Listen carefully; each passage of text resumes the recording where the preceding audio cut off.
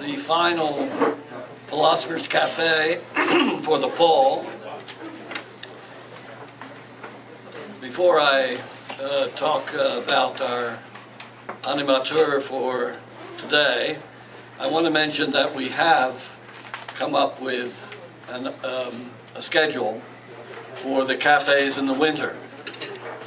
The theme of the cafes in the winter is going to be matters of justice. So we're going to be examining justice not only from a philosophical, theoretical point of view, but, and in fact, in the main, we're going to discuss justice as it applies, or what should I say, as issues of justice occur in various areas of social life.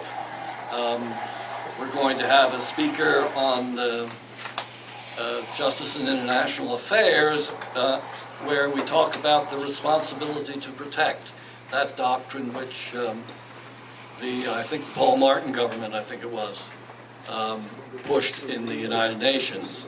And there's going to be another animateur talking about justice or fairness in the media. We're going to have questions of justice and religious freedom, justice and war, justice and future generations. So the idea is to see how our notion of justice, vague and general as it may be, plays out in these various areas. So there is a schedule circulating. There's some more schedules up here. Please make sure you pick one up before you leave today. The first cafe in the winter will be on Saturday, the 21st of January. So the cafes will all still be Saturday afternoon, starting at 1 o'clock, right here at Steeps. So venue and time remains the same as before. Okay, now, this is the last cafe in our series on what makes a healthy society. Just to review just a little bit, we've talked about whether a fair society requires a common culture, a common community. We've talked about how society can react to a post-carbon future. We've talked about localism in community. There was a talk, which I'm sure most of you remember, on social networking and how that figures in society and community. We had a talk on what limits there are to the reasonable accommodation of, what should I say, non-majoritarian religious beliefs and practices. And then at the last cafe, we talked about civic democracy and what that requires. Today, we've got our own David Goa, the director of the Ronning Center, going to talk to us, or animate the discussion rather, on the subject of, is a diversity of religious communities a help or a hindrance to a healthy society? So I'll turn it over to David.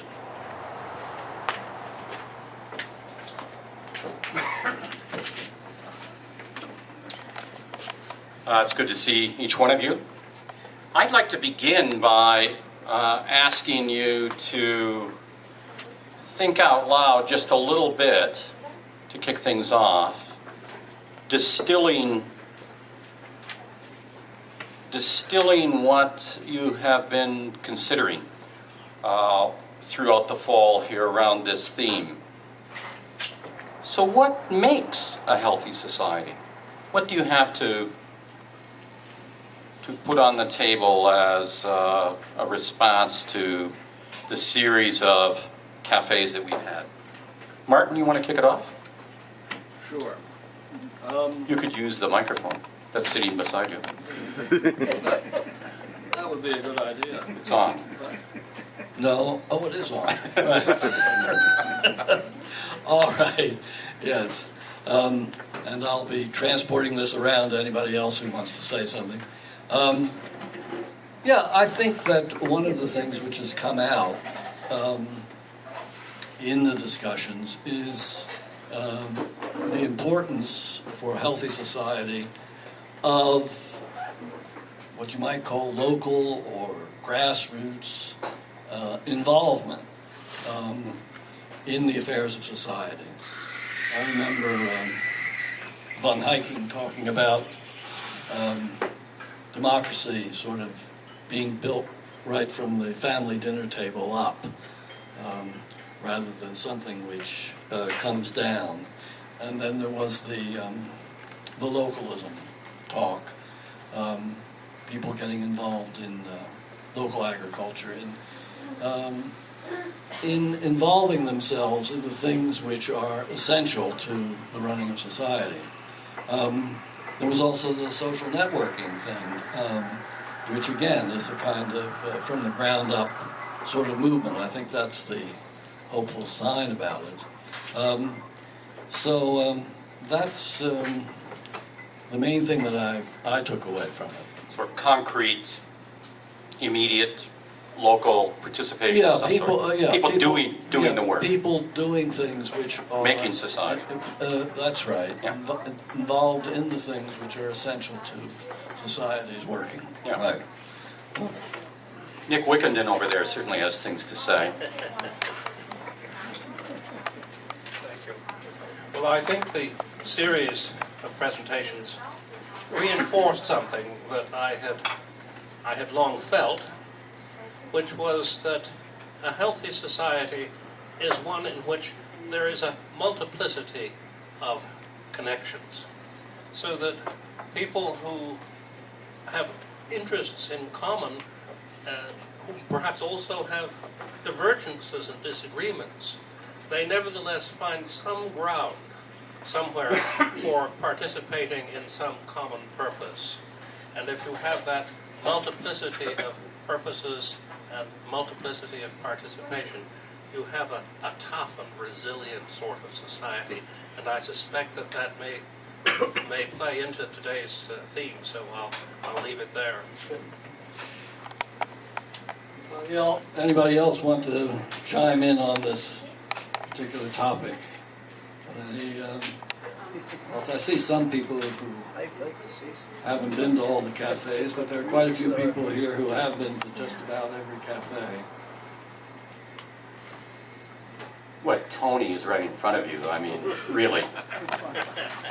You haven't become a Cistercian monk at some Irish monastery, have you, this last week? I'll rise to debate. I think I agree with the other speakers in part that a healthy society is one in which diversity and difference is not only recognised but also respected. But the other part of that is that the recognition and respect for diversity, I believe, also has to take place in a more generalised framework of rules and regulations which reflect some kind of democratic consensus. That in this country, for example, irrespective of our religion or our political beliefs, we all, in a sense, take seriously the Charter of Rights and Fundamental Freedoms, because this spells out the nature of appropriate relationships between ourselves and the state. So I'm suspicious of the argument that real politics always begins simply at the local level, that the energy always comes from a primal local source. Because the Ku Klux Klan, in a sense, as I think Martin made that point last, reflects the local culture of a certain patriarchal, white, reactionary local culture in certain parts of the Deep South. So the importance is to respect diversity and difference, but also within a more generalized framework of rules and regulations, some kind of aspiration towards the universalization of a kind of a constitutional vision for the future development of humanity. So civil order, Yeah. a kind of civil order that also has real weight. I think so. and can mediate as well as push back local cultural preoccupations. Yeah. Yeah. I suppose everybody can take the microphone and say, I agree with the others, because that's what happened, that what we talked about required, that everybody interact with each other. But if you look at it from the point of view of human interaction, then you can cover all of these opinions and say, yes, we need human interaction. Unfortunately, or I don't know why, there was never the use of the word charity or unselfishness. So if we wish to be human, I think we need those things, and if we had those things, the other things would fall into place. But I may be mistaken. You may hear those words today. Anyone else?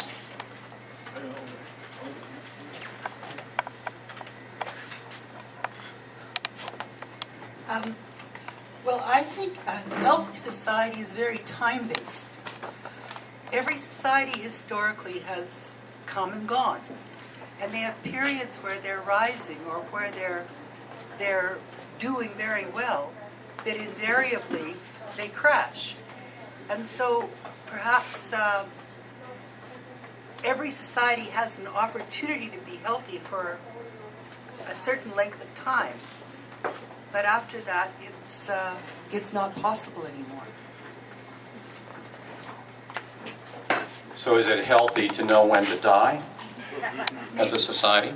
Maybe. Yeah. Is this some deterministic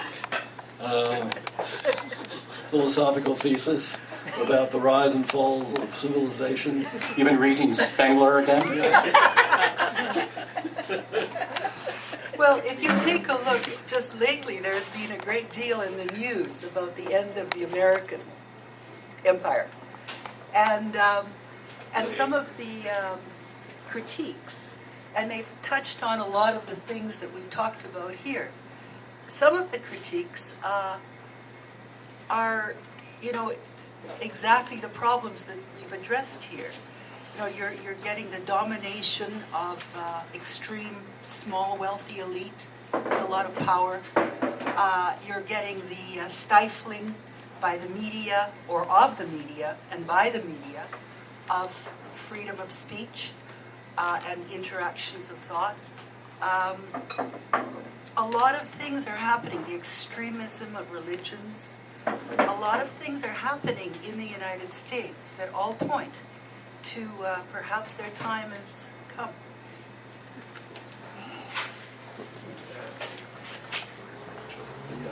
Do you welcome that? I'm not sure that it's, I'm not sure that all things can be controlled by humans and all things can be changed.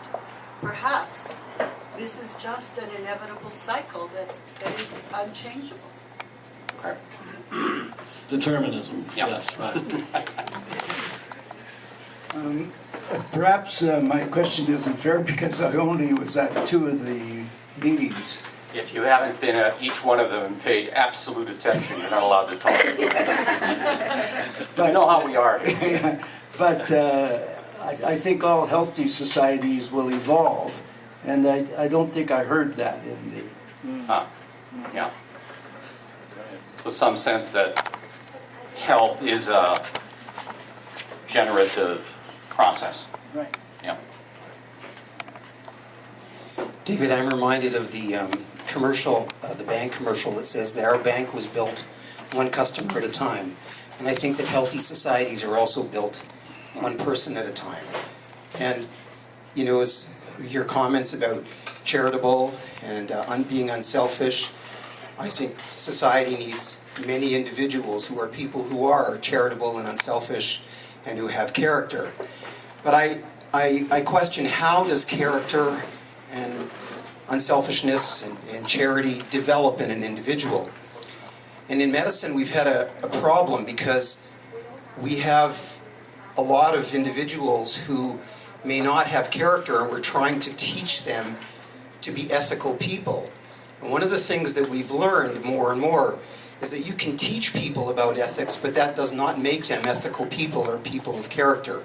So where is character and charity developed? I like what the Jesuits say, that if you give me a child till they're 7, I have them for life. And so I think that a lot of these character traits that we need to build a healthy society are developed in the home as children. And so I think as a society we need healthy families where children are brought up to have character, and that will lead to a healthy society in the future.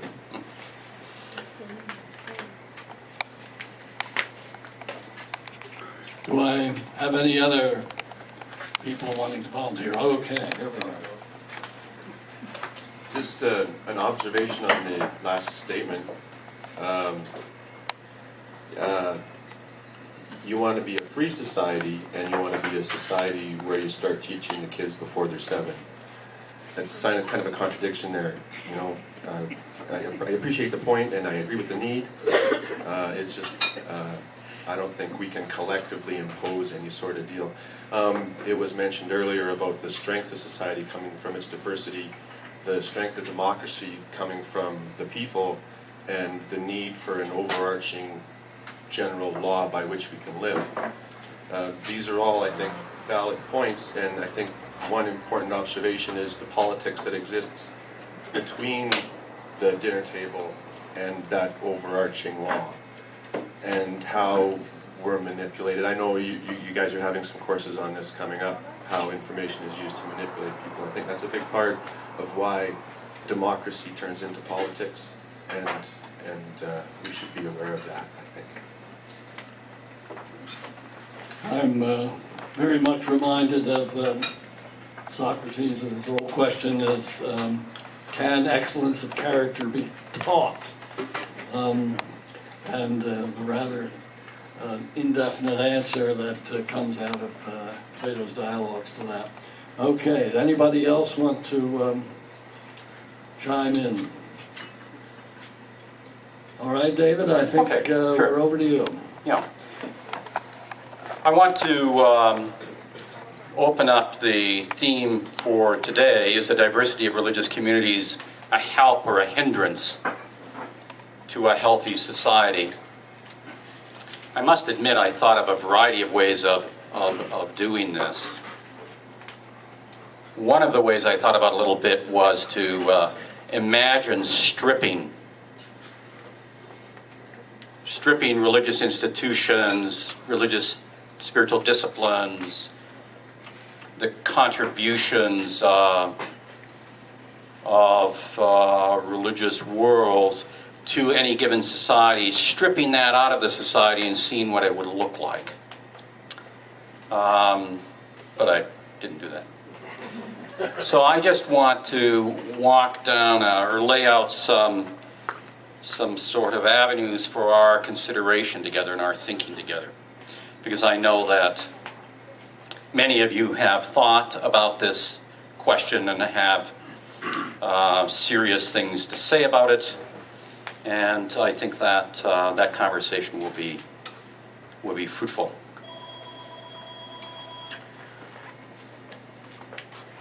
So I want to just suggest a few things that I see religion doing, both for individuals, for gathered communities, and also often for what I would call the civil life. So I just want to mention a few of these and invite you to think about it a little bit. Of course, one of the things that most religions do is they shape prayer and contemplation for people. They provide a kind of discipline which helps people let go of some of the things that perhaps weigh on their mind for periods of time, and religion would say, to come to a kind of new ground from which all perspectives can be refreshed. We see this writ large, of course, in in the whole notion of Sabbath, the wonderful idea that, that Judaism developed, the notion that there ought to be a day in the week which is not a day of doing, but solely a day of being.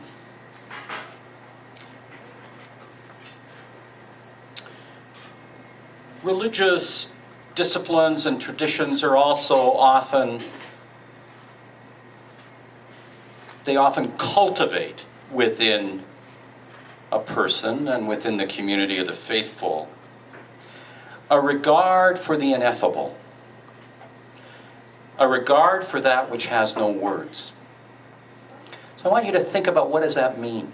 Like, what is the significance of a discipline which helps you develop your regard for that which you do not and cannot know?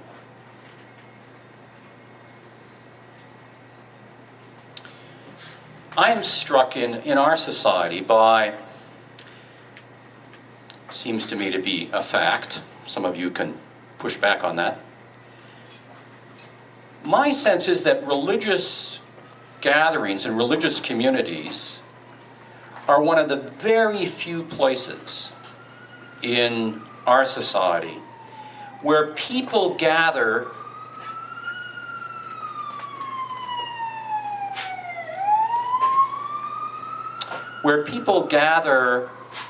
not because of their sameness, but where they gather in other terms. That is, I would suggest to you that religion, religious traditions, religious communities are one of the few places in this society where we actually see community and not fraternity. So many other places are fraternal in their structure. They gather the like-minded, people who are engaged in common things. So religious communities, not all of them of course, but many of them, actually,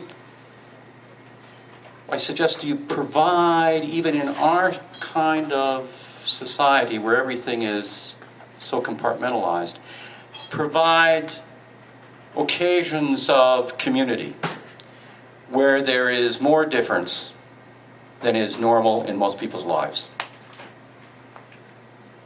More difference than is normal in most people's lives. So when you think of, I mean, we can always come up with exceptions to this, but it does seem to me that in many churches and mosques and synagogues and temples, jamis, that the people that gather there regularly have far more difference than we see in most of our daily lives in the kind of gatherings we have.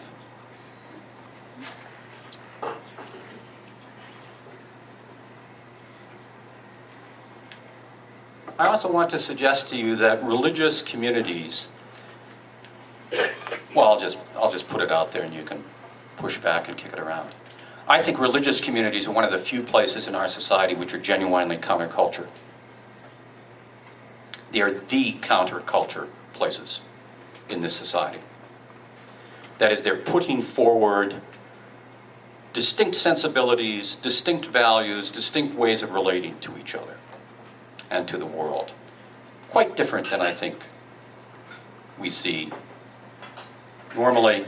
So I'm suggesting to you that the rhythms, even the rhythms of religious communities, are counterculture. They're doing things with time and space, which are distinct. It's my sense, I'd be interested in your thoughts on this, that religious movements and institutions have a capacity to push back on very large international corporate agendas, that they're the only institutions in this society that have any chance of doing that. I wish I could say the universities were up to that too. But, you know, is our campus Pepsi-Cola or Coke? Earl? Pardon? It's the real thing. Yeah. So I mean, it's interesting that I often, friends of mine who've been extremely critical of the Roman Catholic Church, something that's obviously very easy to do in our day and age, but who also are very concerned about what is happening with the economy and with ecology and what have you. I often remind them, the Roman Catholic Church has a reach like no other organization. And it has a capacity, may not be used all the time, may not be used in ways that you or I would like it to be used, but there is a capacity there that's pretty singular. I was struck by this, again, thinking a few days ago about the civil rights movement in the United States. And we talked about some of these issues a little bit with Ireland as well here. I watched Eyes on the Prize some years ago, that large PBS program on sort of retrospective on the civil rights movement. And I realized, I was living in Chicago through most of that, so it looked like Old Home Week, part of it. But it's very interesting to me that the language of that movement, the songs of that movement, Michel Dufresne, the French philosopher of aesthetics, says you cannot have a revolution without a song. So the songs of that movement, the kind of images of that movement, were biblical.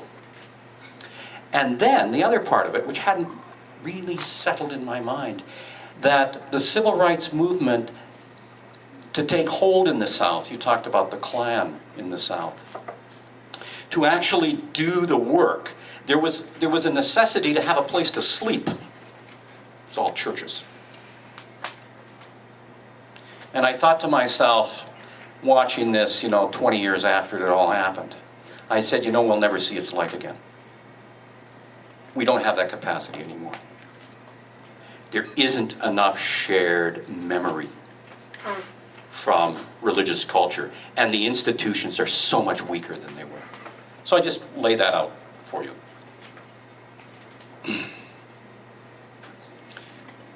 It also seems to me to be the case that religion in general has provided the human family with a language of regard, a language of thanksgiving, a language of regard, a language of wonder. Whatever you make of the beliefs, it's poetry. And it invites the mind and the heart to places that we easily become cold around.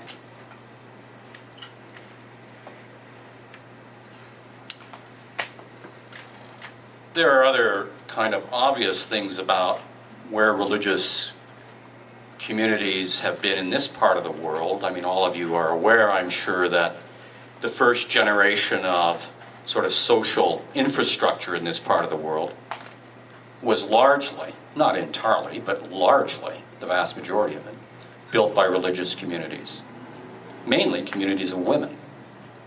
Hospitals, schools, places for the poor, places for those that didn't have enough in life or had gotten into difficulties. And that comes about, of course, because in the Christian community and in many other religious communities as well, the whole orientation that is being spoken about and being cultivated is an orientation away from selfishness, away from one's own preoccupations, an orientation towards the other. I lay that out there. You could obviously push back on that and tell me how you see it.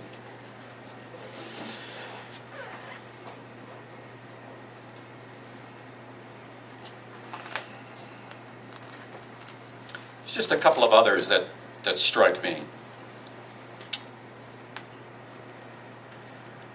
One is the extraordinary way in which religious communities cultivate memory and imagination.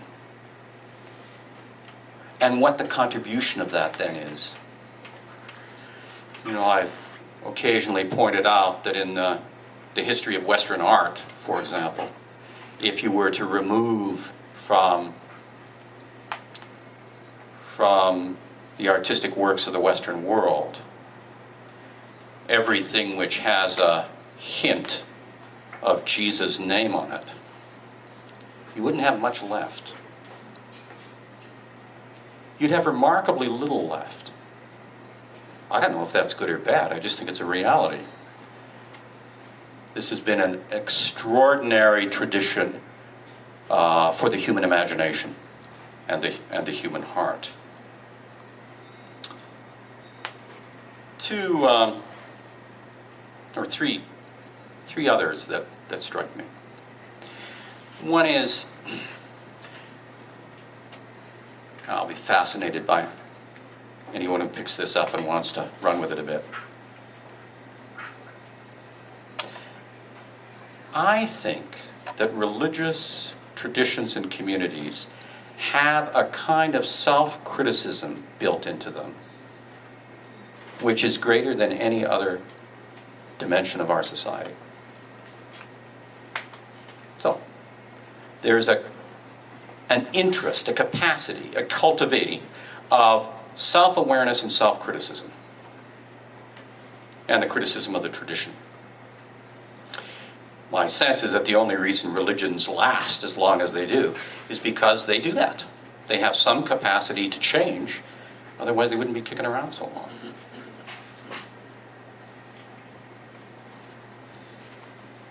I was in Sweden a number of years ago. Actually, I went twice, which was so haunting. On the first occasion, as I was flying across the ocean, Olof Palme, often considered the first socialist saint. I'm not sure that everybody here would agree, or we're part of the committee to nominate him. He was shot on the streets of Stockholm. But the second time I went there, it was the tragedy of the Estonia, the boat that went down in the middle of the North Sea on its way to Stockholm, and a little over 1,000 Swedes perished in that tragedy.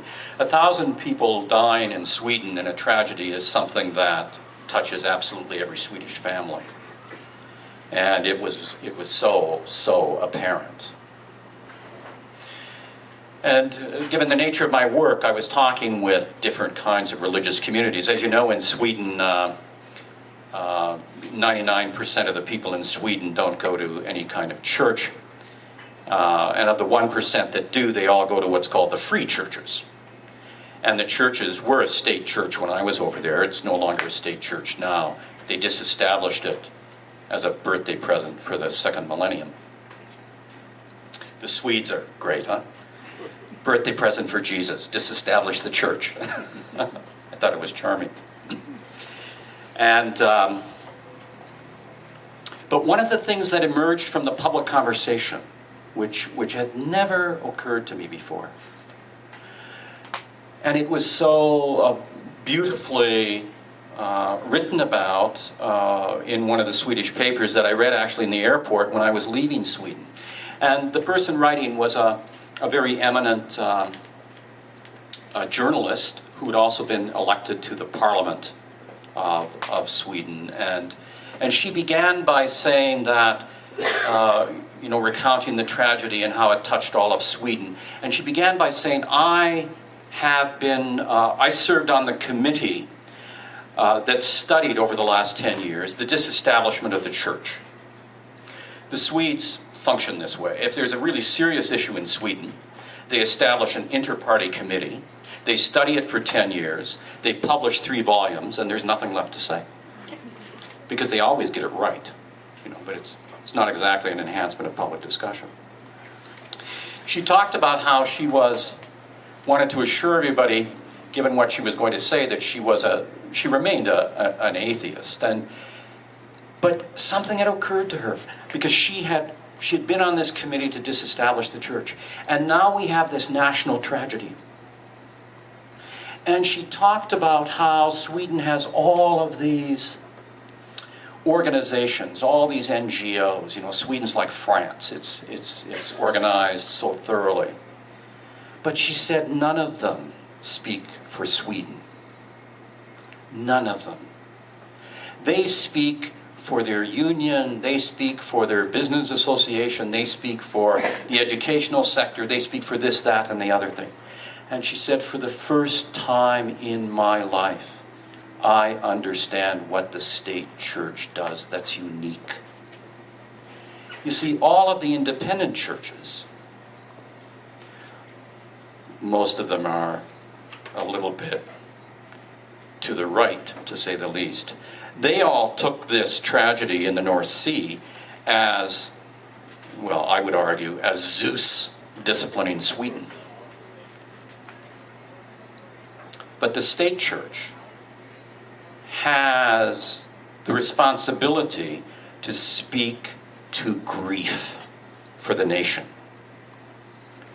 And this parliamentarian recognized that in that particular moment. Here was its purpose. It had a purpose to speak to national grief, and also, of course, a purpose to speak to national joy. So it's one of the things that, at least prior to that, I'd never really, I grew up in a tradition which was so critical of the state church that we never for a moment thought what the state church might mean in particular circumstances. And then I'll just mention one final one. Not all religious traditions, of course, but a number of them also have a capacity to step beyond the moral frameworks which define the boundaries of particular communities. I often say that Christianity, or at least the Christianity that I stand in, that part of the tradition that I stand in, is not a moral religion, because its concern is transformation.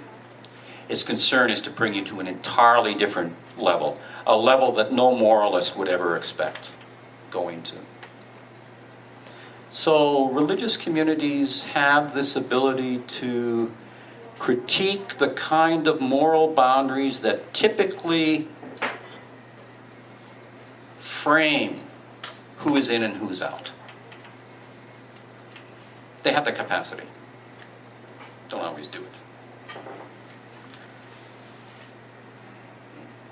So, just a couple challenges that seem to me to be present in our society given these various ways in which I'm suggesting to you that religious communities can function, and sometimes do. But there are challenges in our society, huge challenges. You've already mentioned a couple of them, and we've talked about several of them. Our public world largely grew out of Christian culture. Not only, but largely. And that becomes an issue with the kind of deep pluralism that we have in our society at this point. Where there is serious religious pluralism, it seems to me there has to be reasonable accommodation to both time and space, because those communities are engaged in doing their work in time and in space, and they are going to seize that one way or the other.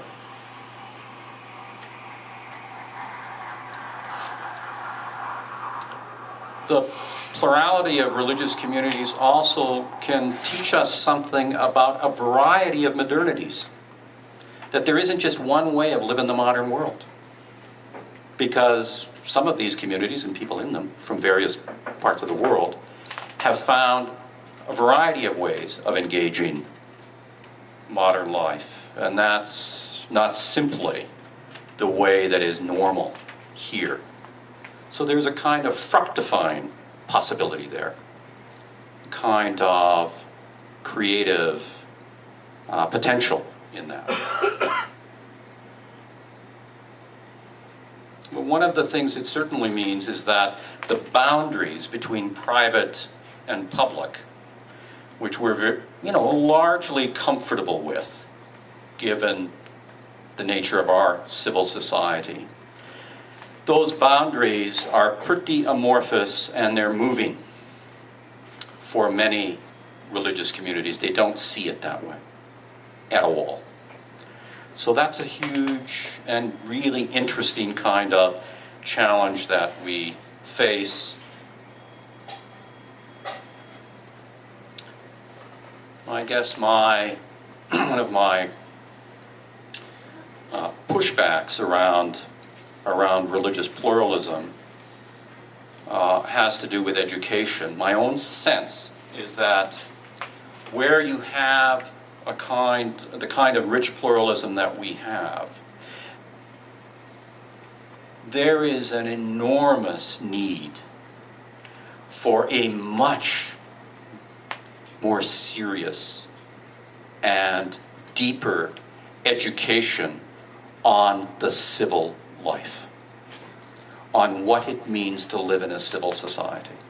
Not over against religious cultural worlds, not over against them, but this is where we are. And the great gift, one of the great gifts of the civil life, of course, is that it does give us, I think, a relatively thin canopy of values which are there to mediate between, at least in part, to mediate between these much smaller and much deeper, and I think more profound, cultural worlds that move the hearts and minds of human beings. So there's some of the, at least,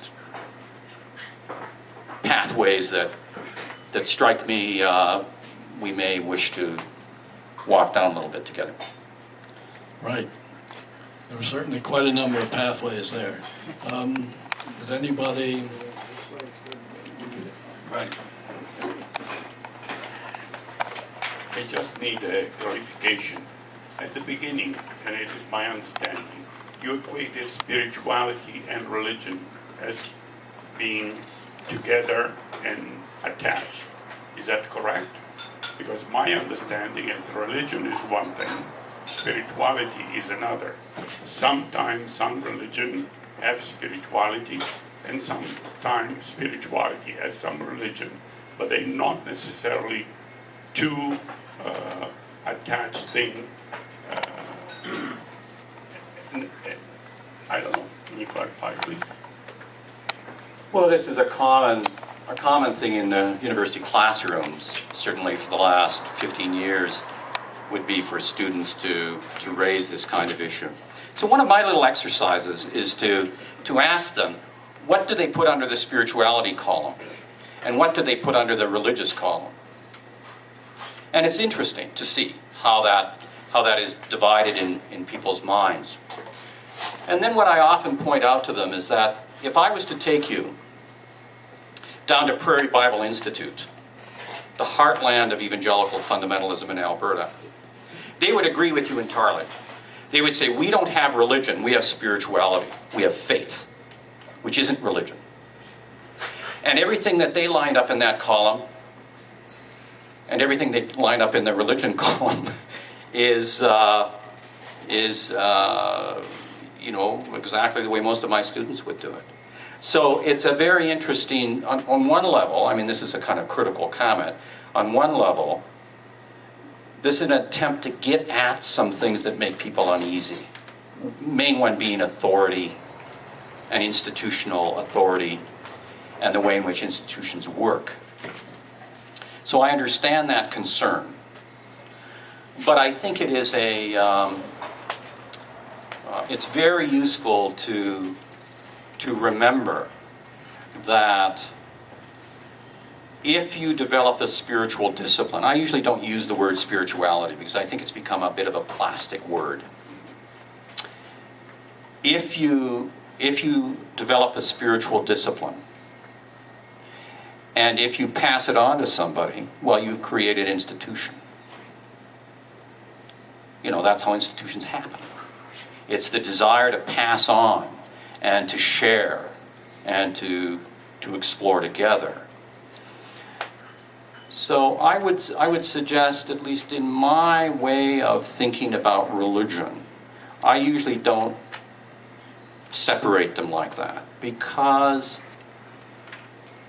I am far more interested in, I guess, what I would call the poetry of religion, far more interested in spiritual disciplines as being at the heart of the matter, not simply institutional politics. It's not that that isn't important, of course it is, but my sense is where religion, where the energy of religion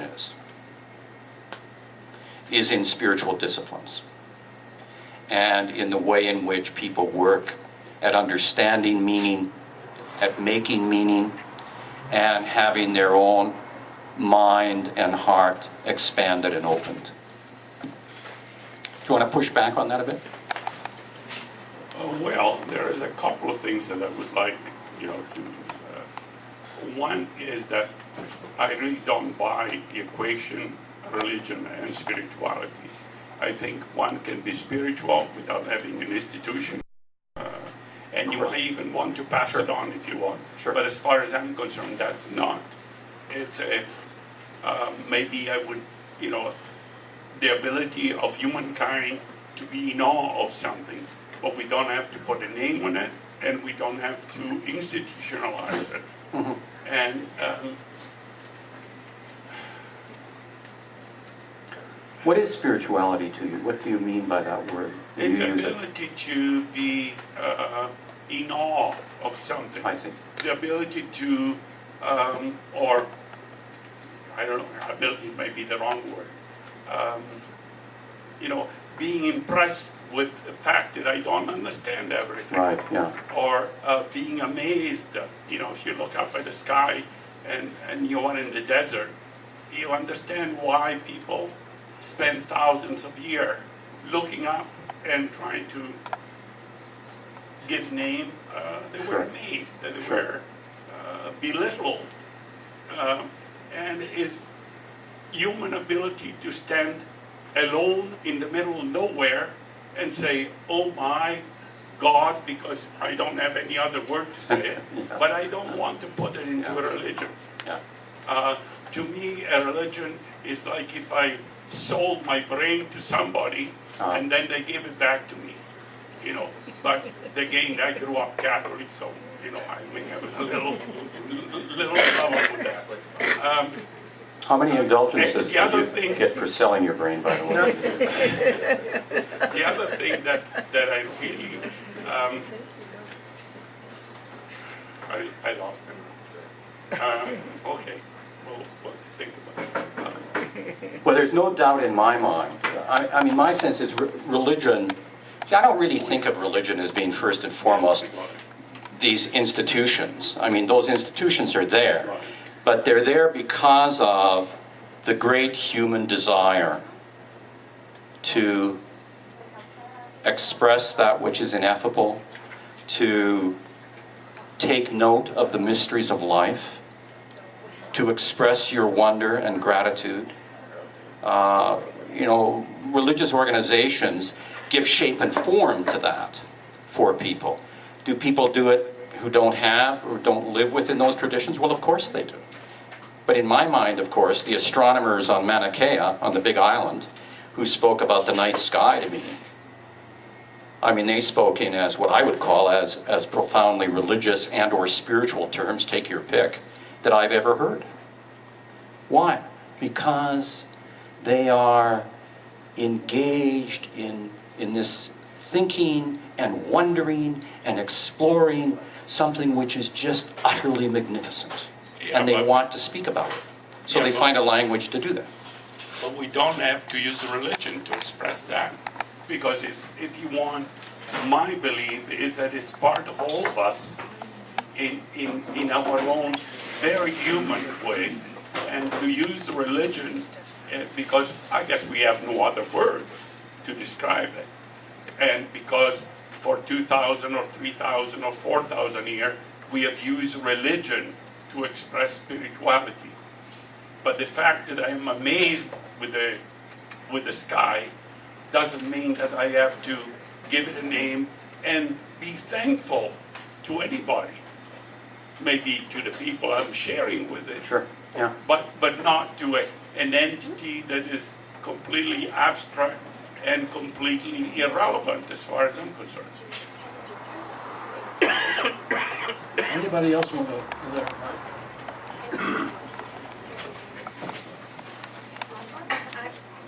I was really interested in what you were saying about the need for deeper education on what it means, what civil life, like understanding civil life. And you had mentioned something about a thin canopy of values, which mediates between very different communities with potentially radically different conceptions of the world. So I was wondering how we arrive at those values, whether they're presumed to be universal or whether they're arrived at through negotiation or what those values are. The civil values. Yeah. Yeah. Why don't,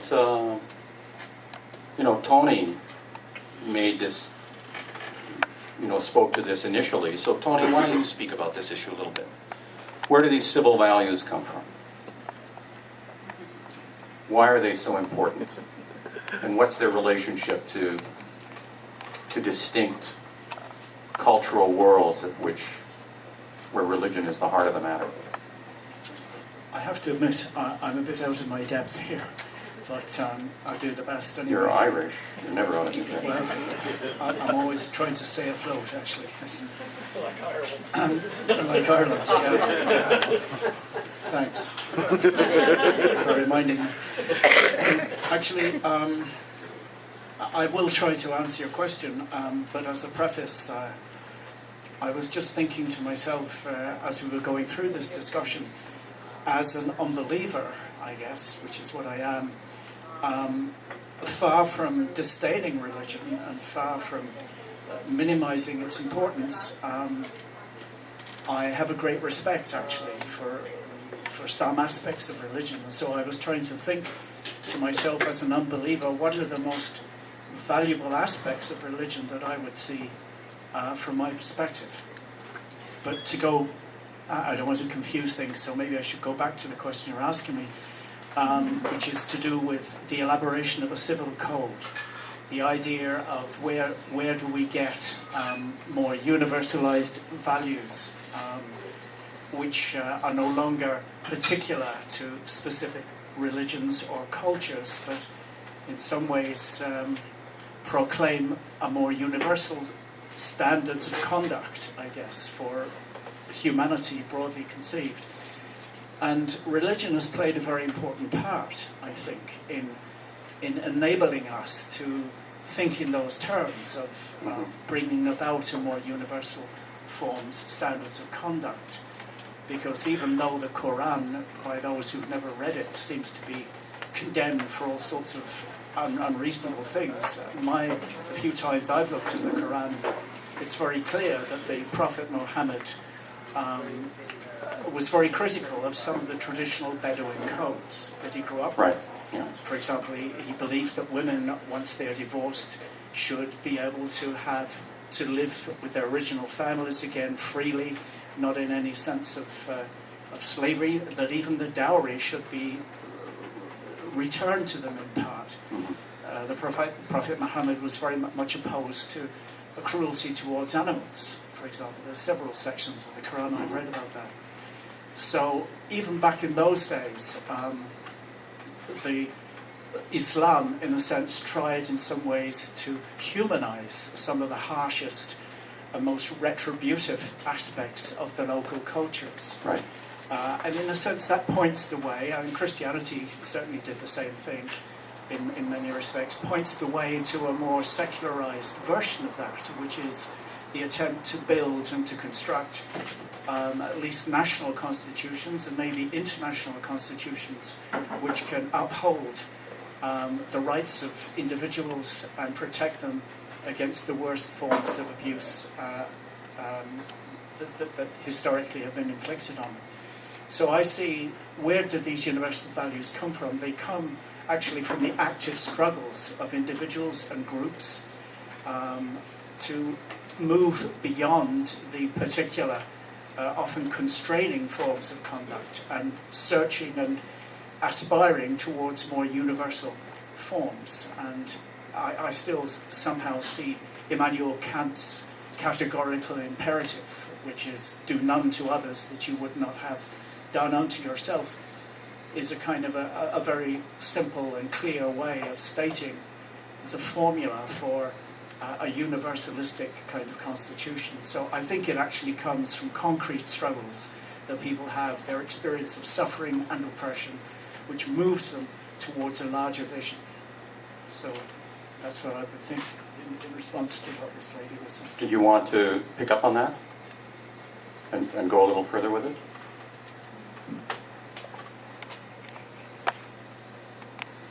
Yeah, I see what you're saying. I don't know, I just have some difficulty imagining how we can arrive at values which aren't particular in some sense, or because this culture is originally Christian, and a lot of the values that we take as universal are often in some sense derived from Christianity and then secularized in some way. And so it's very easy to universalize values that are from a particular tradition and sort of develop a concept of the human, for instance, which is really embedded in a particular tradition, but then it just sort of becomes naturalized in that sense. So I see the value in what you're saying. I just think it's difficult to see how we can arrive at those universal values without and remove ourselves from our traditions and be So can I just respond to that a little bit? Seems to me there may be two concerns here. One is your recognition that what is spoken about as universal has particular roots and particular origins. It comes from someplace. And so we have to be careful around what we really make of that.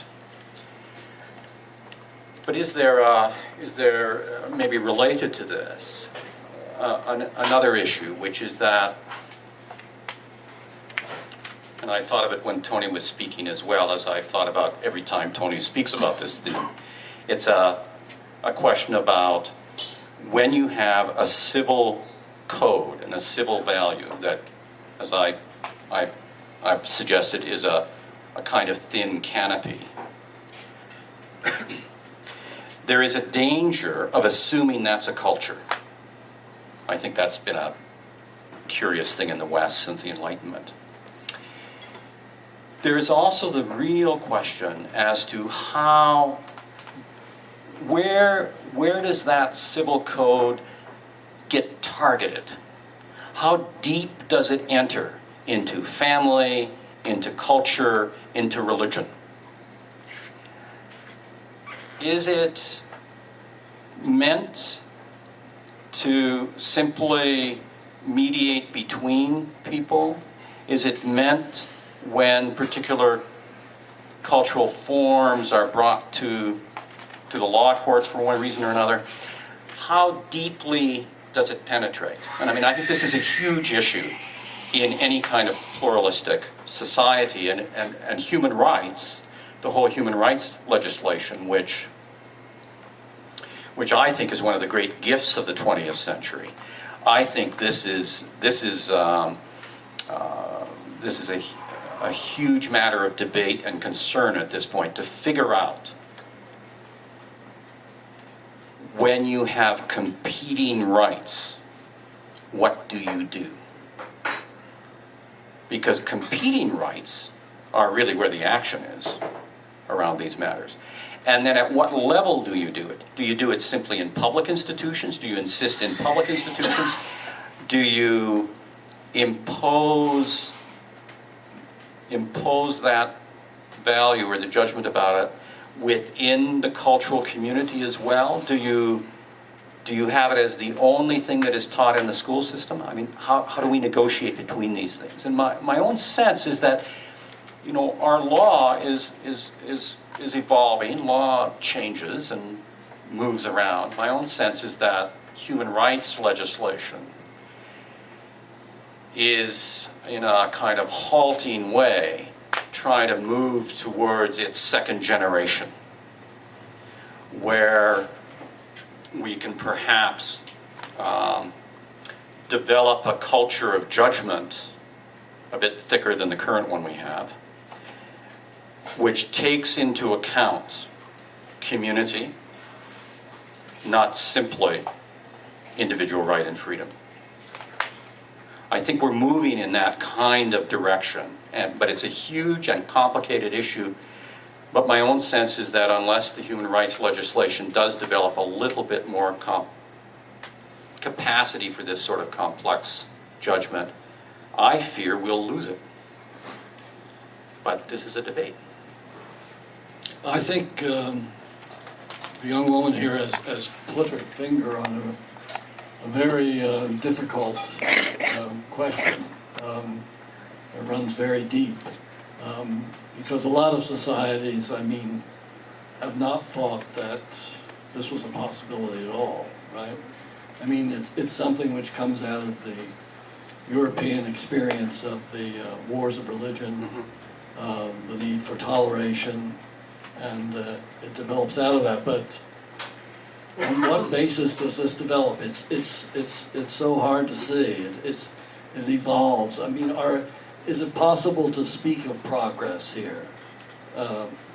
If you start talking about progress on human rights, well, then you've got to say that, there is some goal or something toward which we have made some advance, even if you can't exactly spell out what in the world that goal is. This is really a difficult question. That's all I wanted to say about it, and I appreciate your bringing that up. And we have another. At the back there was one, too.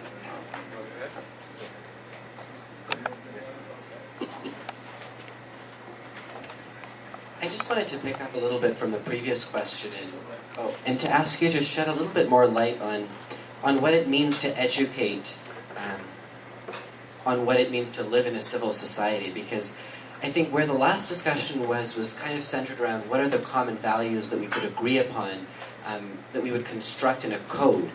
I guess my question is more along the lines of, is it something that's formally taught, or does it come from, or can it come from an awareness of the other, a deep awareness of the other?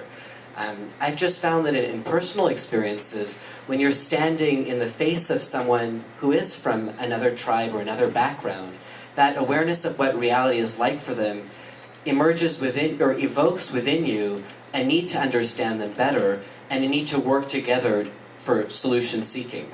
So when you talk about educating about what it means to live in a civil society, I'm curious to know if there are other ways beyond arriving at this common code that we can begin to expose young generations, I guess, with this idea.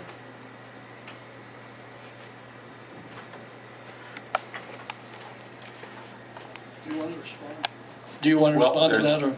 There's several things there, and I'm not sure I've understood all of what is implied in your comments adequately. Let me just speak to the simplest one, I think, which is having to do with my comment about where you have a society which has rich cultural pluralism, you need to do a real good job in teaching about what constitutes civil society.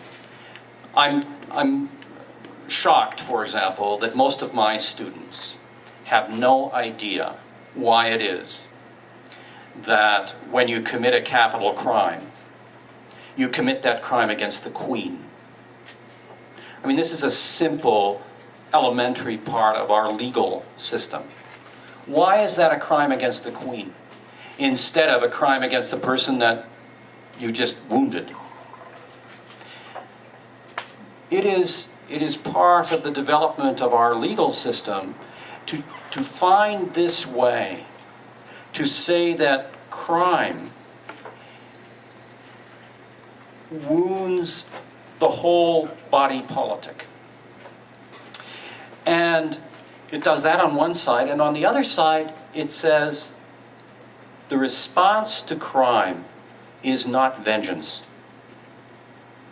It puts an end to vengeance. And as you no doubt know as well as I, there are many cultures and many periods in human culture where notions of vengeance was the way in which you went about things. So here's a civil idea that developed in the West where we have, and we have institutionalized it, it's part of our civil structure, which lays to rest an old human habit and says that that habit is no longer going to prevail. All crime, all capital crime, is crime against the Queen. And we will take that on as a state. So, learning about how the civil system has developed that shapes the civil life of our society is terribly important, I think, in order to also leave space for what goes on within the cultural layers of human communities. I think my own view is that we need to find more ways to give room for cultural expression as well in this society. But my sense is we cannot do it unless we deepen, also really deepen our understanding and knowledge about the civil canopy. Does that contribute to at least what you were asking? What would you say to the importance of history here? That is a way to teach about the commonalities of civic life that we respect, is to teach how those commonalities develop. Oh, right. I mean, my sort of favorite example, I suppose, is the whole notion of the secular. You know, I have, both in this society, there's been a lot of discussion about, particularly from strong religious communities, where they demonize the secular and see the secular as offensive to religion.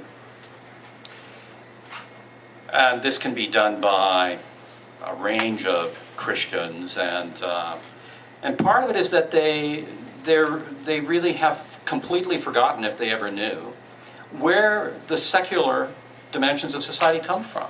So, I mean, I always tell them a story. I said, you know where the secular comes from? It's a gift. It's a gift of the Roman Catholic Church. In fact, it's a gift of Pope Gregory VII, 1,000 years ago, to Western civilization. How did it occur? Well, you probably know the story, most of you. The Holy Roman Emperor, Henry IV, liked to make bishops. So he'd appoint people, you know, as prince bishops. And Gregory VII drew a line in the sand and said, no more. That is my responsibility. That is my sphere as Pope. You have your sphere. You can appoint princes. But I appoint bishops. If you appoint one more bishop, you will by that act be excommunicated. And those of you who know the story know what did happen. He appointed another 3, went poof to the Pope. But what he hadn't counted on was the reach of the church. Because over the next 6 months, none of his princes could get a child baptized, could get a son or daughter married, or could get anybody buried by the church. So, as you recall, Henry comes 6 months later through the snow in his bare foot, makes his confession to the Pope, and eventually, of course, sends the Pope into exile, but that's another story. But what's interesting about that moment is that that is a moment in the history of Western civilization where the secular sphere and the religious sphere are understood to have distinct dimensions and distinct forms of authority. And it's a great gift.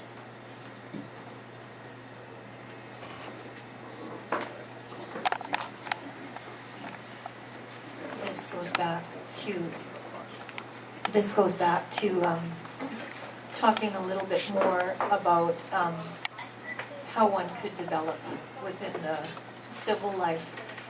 And, you know, I think there's this place where we're all touching on that as well, in terms of, you know, individuals all over the world looking up into that night sky, and in looking into the night sky, transcending themselves, having an experience that's transformational and moving from a place of an aloneness into a perhaps a place of solitude that would then connect them in another way with humanity, and rising from that place where one would see the other perhaps as themselves as well, and how there's life there. So moving from a place that's wordless and struggling with that, to put words to that experience, to that connection where there's life there that would take someone to a place of what developed into, in terms of religion,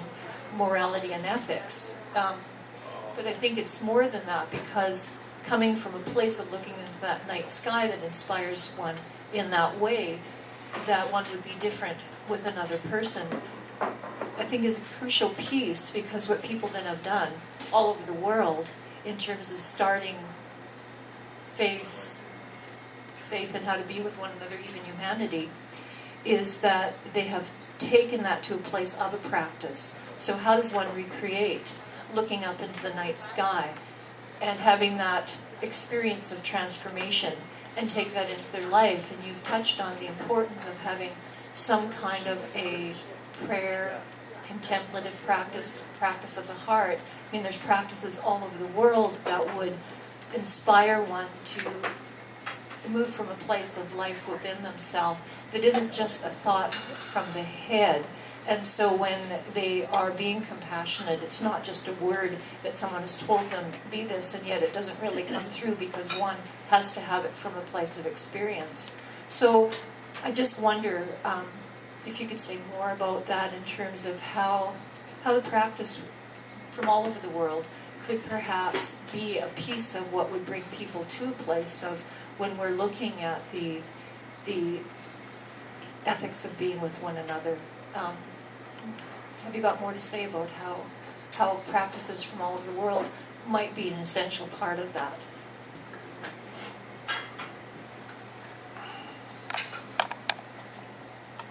Several years ago, when we had the Mufti of Damascus here, I was driving him down to Camrose, and it was dusk and then dark, and there was a new moon in the sky.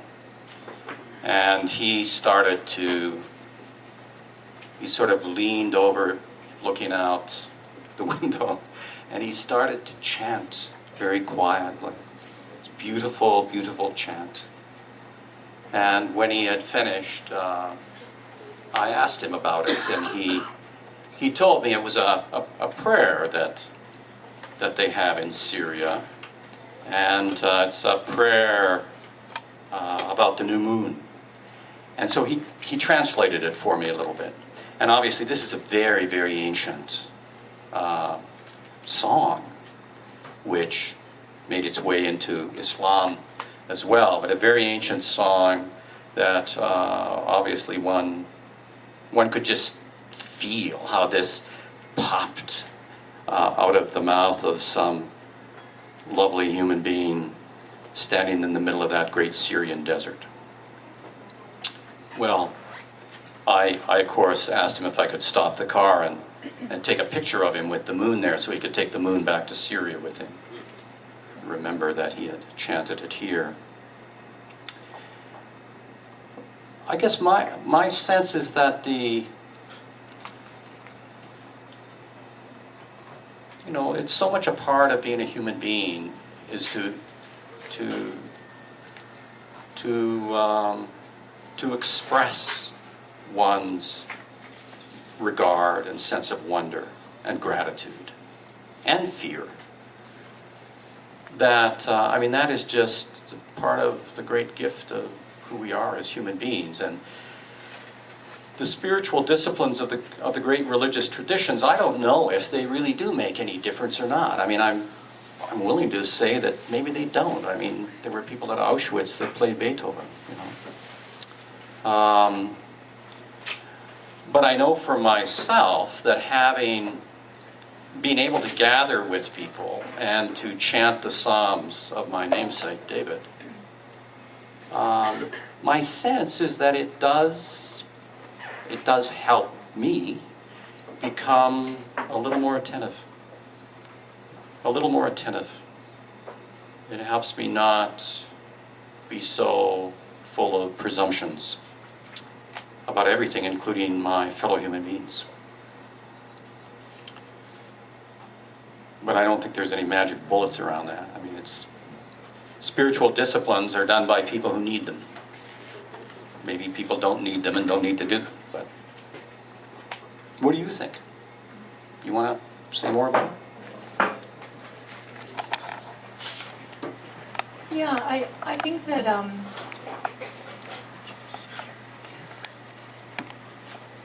I would like to think that we do need them.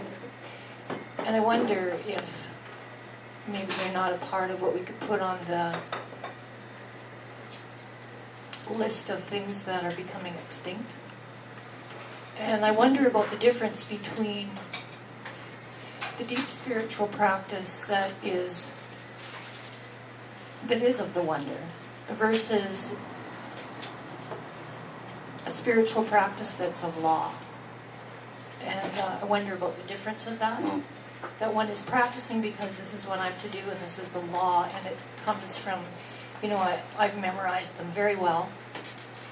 And then that place of moving into the depths of a wordless place, being able to withstand the deep silence and to hold the tension of that so that one could move to a place that's something much more transformational than what I ever experienced law to be. So, what do you have to say to that? Well, I think spiritual disciplines are like artistic disciplines or athletic disciplines. They're all the same. That is, they have the same sort of trajectory.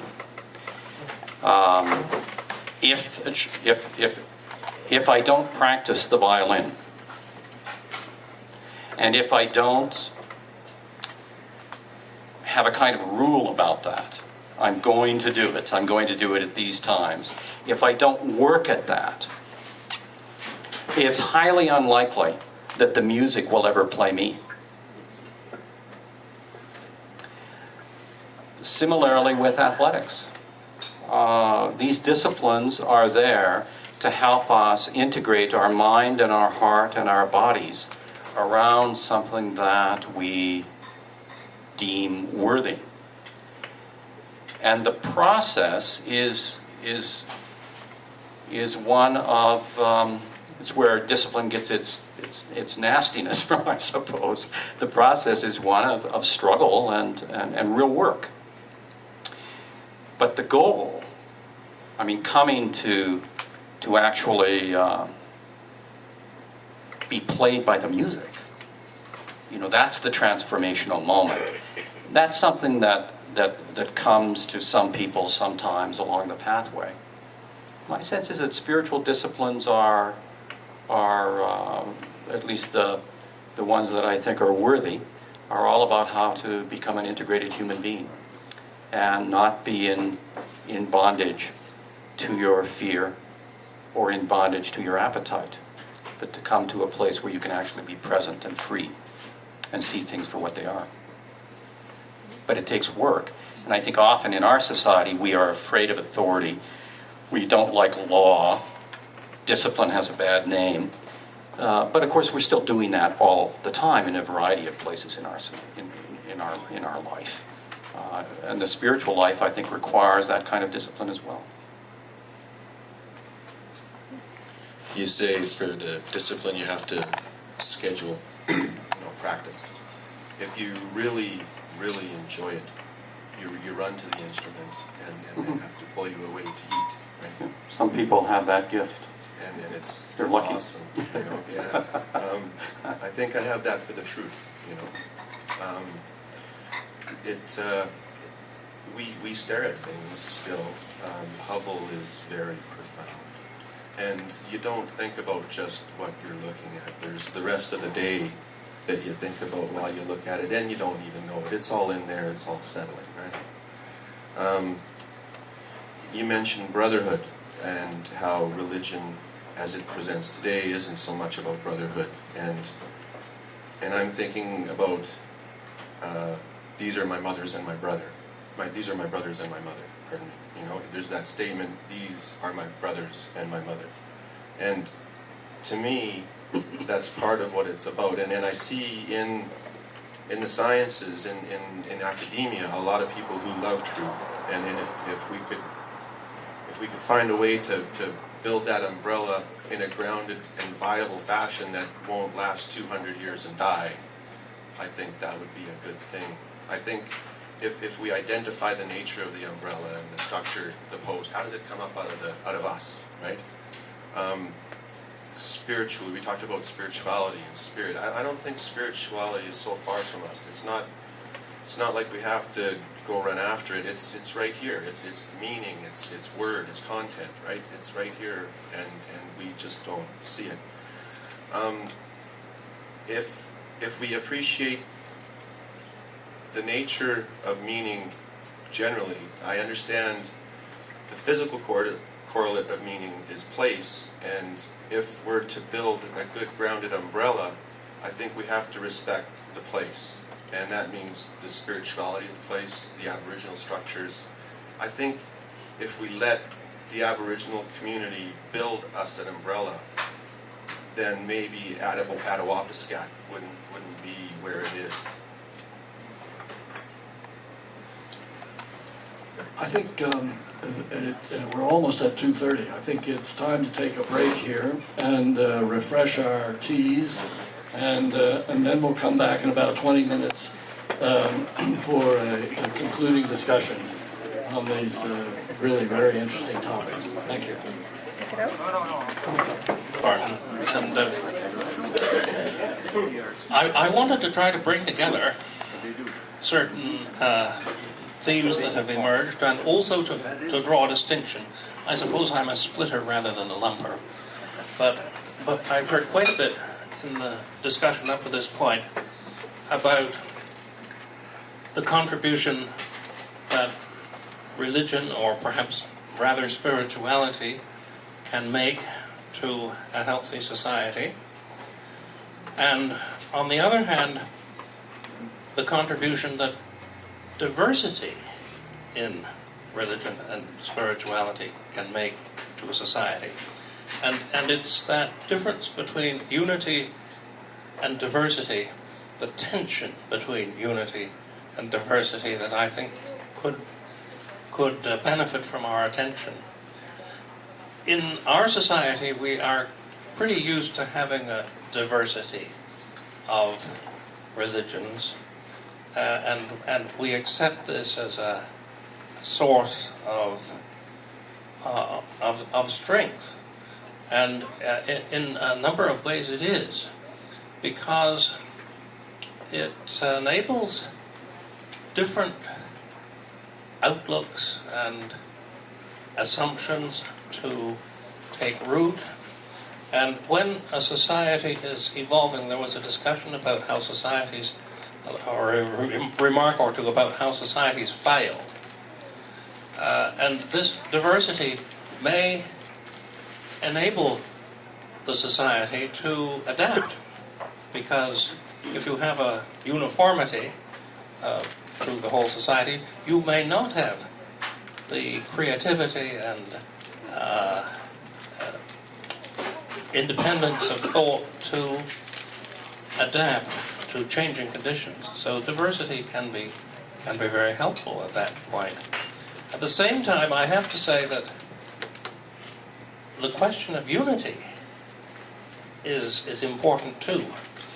I've often thought back to a weekend that I once spent with a friend who invited me to come to his old school. And it was a Church of England school. And we went to chapel on Sunday morning. And the sound of that whole school singing hymns was very impressive. And perhaps in our society, we need to think more about the role of unity and what it is that we should have in common. Is it in fact religion, or is it something more undefined than what we usually think of as religion? So if we can distinguish those two issues, I think we might learn something very valuable.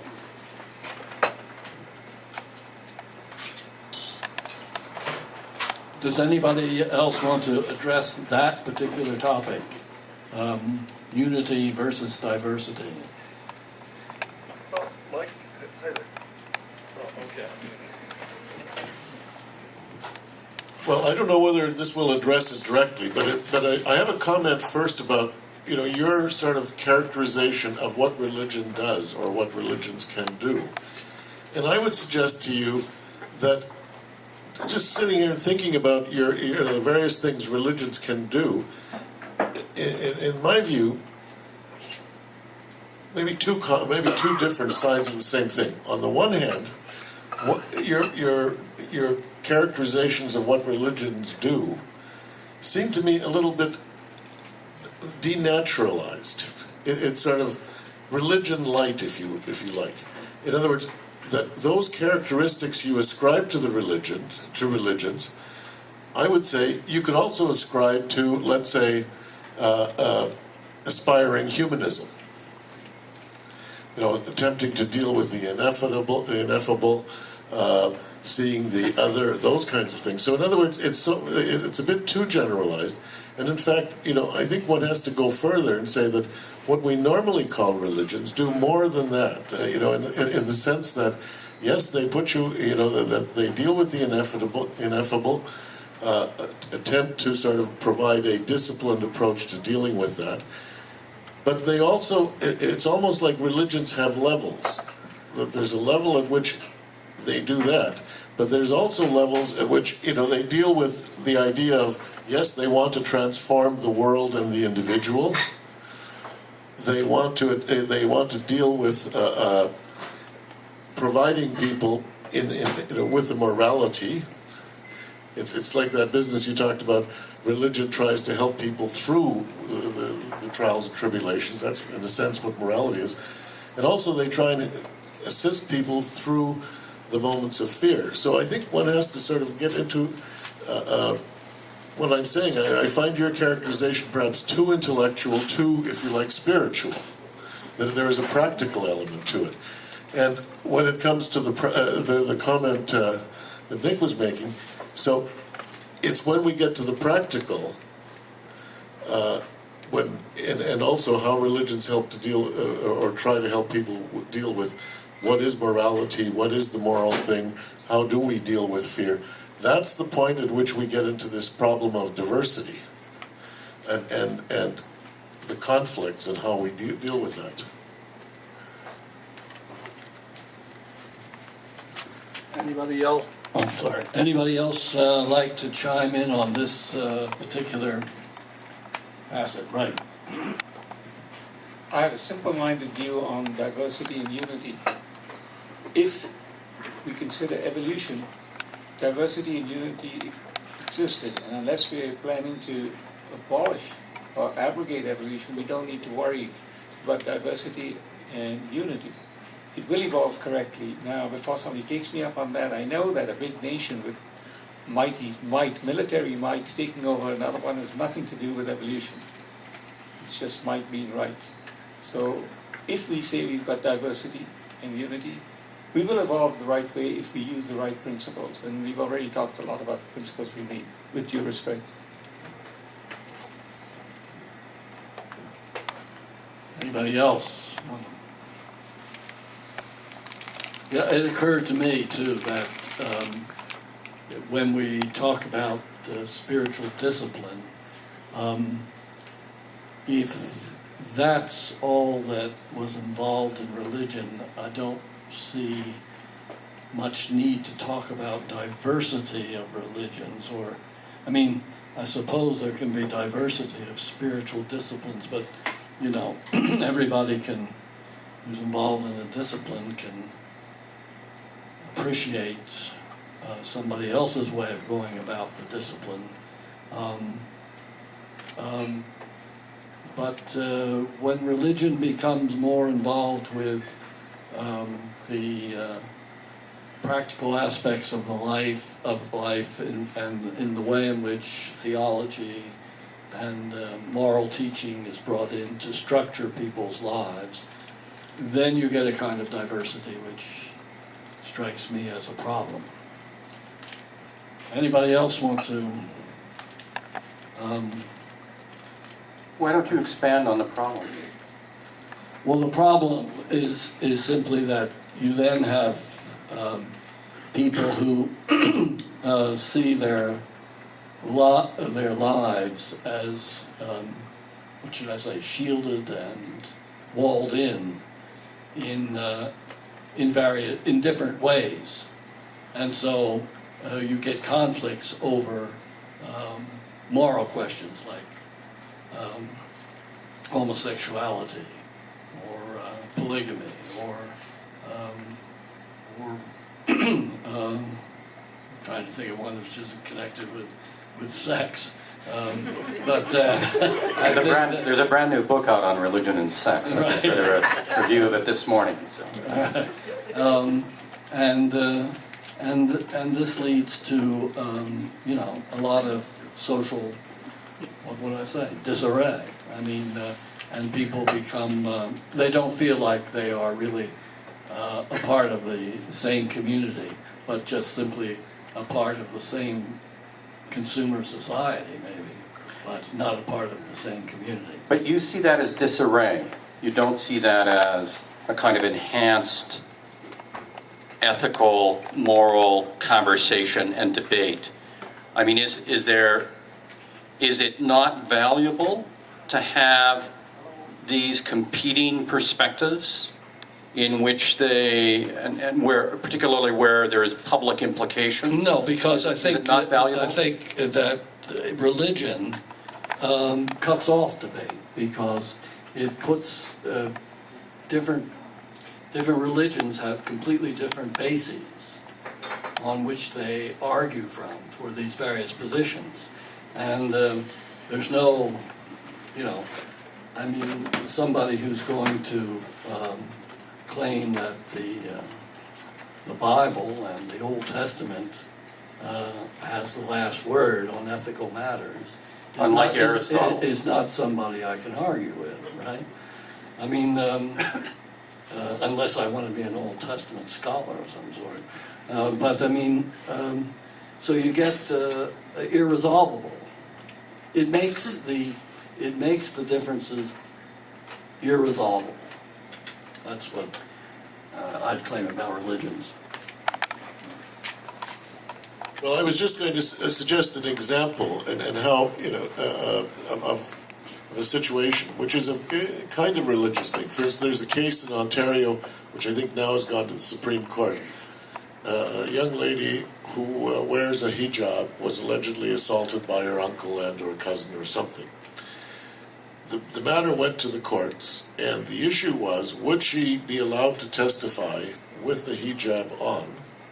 Which apparently, and there was some dispute whether that was part of her religion or not, and then there's some discussion on that point, wearing a hijab. But the major point was, would this, if she testified with the hijab on, would this stand in the way of the principle of the accused being faced with the accuser? And apparently this is going to the Supreme Court. Now, we can talk about it as a conversation, and it's an interesting one. But at some point, it's going to be resolved by a court decision.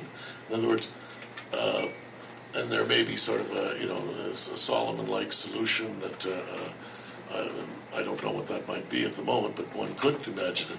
But it is the case where at some point she either will not testify if she's forced to remove the hijab, which might mean these guys get off, or she might be compelled to take it off. Now, that's the kind of thing we get into. So I'm saying that in terms of this diversity, yes, it forces us to look at what we're doing, these instances, in that sense of a conversation. But is there also something, are we not also losing something in the process? What do you think we're losing? Well, in this case, depending which way it goes. So, for instance, is the principle of the accused being faced by the accuser, is that a necessary one for our society? We might lose that.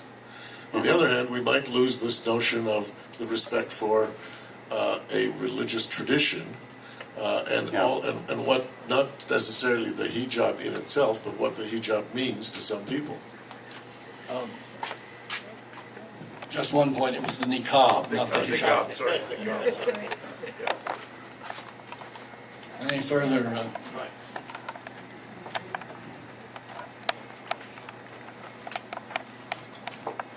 I would just like to put one question to the floor here, is when we talk about religious traditions or religion and this causing a problem or a disarray, as the gentleman was saying, the question I'd like to put to the floor here is, when we talk about religion, are we talking about religion or are we talking about man's interpretation of what that religion is supposed to be or understand?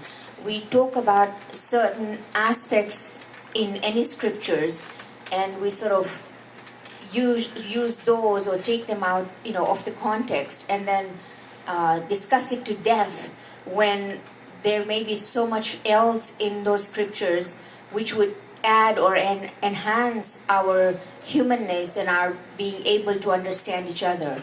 So I would just like to leave it at that. And the question about this Supreme Court issue, again, we can talk about the RCMP officers who would come forward and talked about sexual harassments and problems, and yet the law decided, or internal investigations decided that this gentleman, he was acquitted. So again, the question is, how do we interpret these things, whether it's the religion, whether it's the law, what lenses are we looking at it, and how do we interpret those things?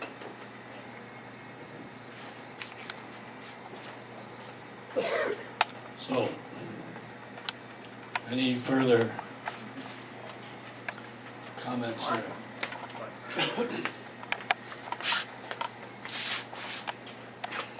I came in late because I was attending a funeral, but I'm trying to connect with the theme. And the question I have is a response to your comment, Martin. For me, it's almost a given that this question, is a diversity of religious communities a help or a hindrance to a healthy society? Now, for me, a diversity of religious communities as distinct from one prevailing community is definitely a hindrance to a healthy society.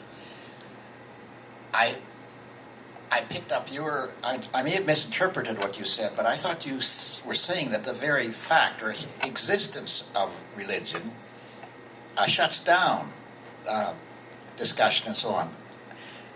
Now, if you're speaking of fundamentalist forms, fundamentalism, which exists in all religions, I completely agree that that is not a contribution to a healthy society, does not make for discussion, but there is within religions, there are many who are searching for common ground amongst the various religions and finding in certain spiritual values a common ground that it facilitates discussion and I believe energizes society and stimulate. So I'm a little unclear whether you were saying religion by definition or shuts down a healthy society. I thought he was trying to elevate Aristotle's Nicomachean Ethics as the only text that would actually lead to open discussion.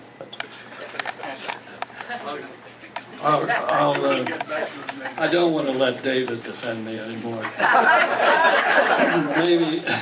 maybe Tony can do a better job. It's more than my life is worth to try and defend you, David. I think you're more than capable of doing it yourself. I just wanted to make one observation about this reference to the niqab or to the burqa. That as far as I know, the wearing of the full veil is certainly not a distinguishing mark of Islam. I mean, Muslims in other parts of the world don't wear the full veil. To me, this is more a cultural remnant of the desert, of the Bedouin traditions and cultures. It is not an ineradicable part of the religion of Islam. And this issue actually was already resolved for a prior kind of controversy which surrounded a woman who wanted to use the niqab when she was voting in a federal election. And the government of the day, Harper's government, made a big deal about this and said, well, irrespective of her religion, everyone who registers a vote has to produce identification and reveal their face. And then it became apparent that every major Muslim organization in Canada repudiated the idea that anyone would veil themselves at such a time. They all said that they understand the necessity to show the face when at the time that you're voting. So this was never an issue for the Muslim community. It may be for one or two individuals, but it does not reflect on the religion of Islam, because the wearing of the full veil is not necessarily associated with most practicing Muslims. So to me, it just brings back the issue that often what we're talking about are cultural practices, and cultural practices, however vigorous and robust they may be, have their limitations, and that limitation is found when the needs and expectations of other groups who also exist in a democratic society do not want to be abused or have their rights in any way violated by the practices of other cultural groups. So, I mean, the issues are we don't allow genital mutilation in this country. And that practice, however much it may be rooted in certain cultural groups, we tend to view that as a criminal offence and one which represents earlier traditions of full patriarchal control. But in a society which honours both males and females as having equal rights, then those types of practices are obviously going to be unacceptable. And for those cultures for whom it continues to be very important, they have to go outside the country in order to have them performed. And I know in the UK, criminal prosecutions follow people even to outside countries where they go to have these things performed. So I just wanted to make the point that the wearing of the veil is not really necessarily associated with Islam. The only interesting thing that I found is amongst feminists, for example, second wave feminists, as they used to be called, those people from the 60s who fought hard and honourably for equality, gender equality in the workplace, in other institutions in society, for reproductive rights and all that. Second wave feminists tend to be very opposed to the wearing of the veil, even just on the street and stuff like that. Third wave feminists, interestingly enough, often have a different view towards that. And their view is, well, if we are fully committed to the right to choose, if we are pro-choice in matters of abortion, contraception, divorce, and so on, why shouldn't we be pro-choice with respect to how a woman actually dresses and what her demeanour is? I mean, if women can wear short skirts and very westernised clothing, who are we to prevent women wearing traditional garb if they so choose? This is reinterpreted in a sense by third-wave feminists as yet another opportunity to exercise pro-choice. Mm-hmm.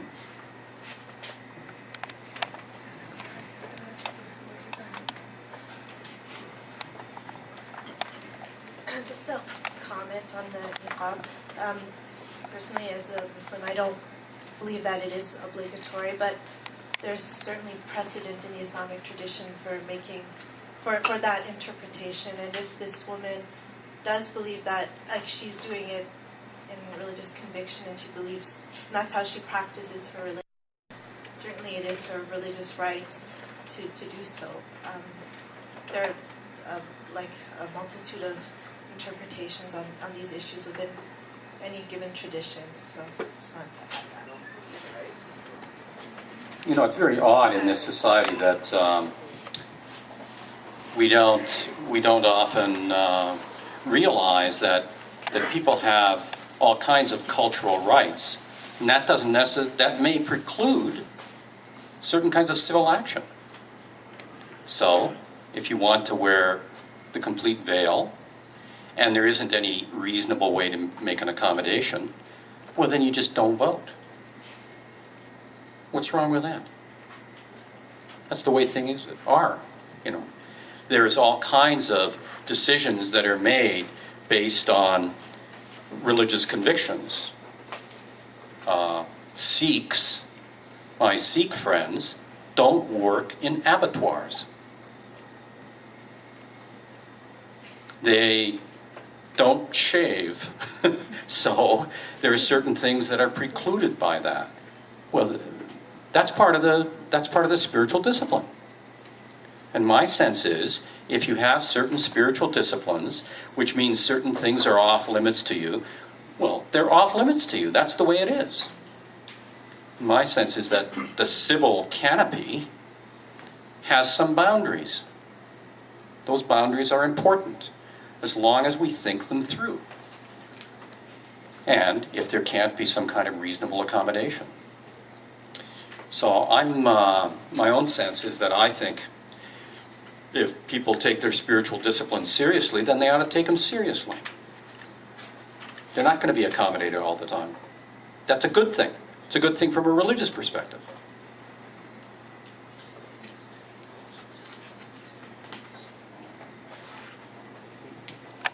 Well, I don't know if I can still make the point, but it seemed to me that a religion, in a lot of ways, or we put under religion a lot of custom, culture, and all sorts of other things, and the religion impinge, if you want, on the civil law. When we say, well, you know, you have to put. There used to be a time, I think, when Catholic women had to put an handkerchief on their head when they went to church. And that was never part of Christ's, imposition on women. It was simply something that somebody drummed up and decided that it was common practice. So, for example, I lived for 3 years in an Islamic country, and I never saw a burqa. Why? Because it was not part of that tradition. Islam came in, was imported, was accepted, flourished, but that part of the custom never developed. So, you know, what can we say about religion in general? As far as I'm concerned, it tends to infringe on the secular law by imposing artificial law that are part of a tradition, a custom, whatever you want to call it. So what would you do about it? I would ignore it and I would agree with you. If they want to do it that way, fine. But I think the umbrella, as you call, of the secular should be a little thicker and a little more robust and be tolerant maybe of deviation. But within, like for example, say polygamy, unless we want to introduce also polyandry, shouldn't be there.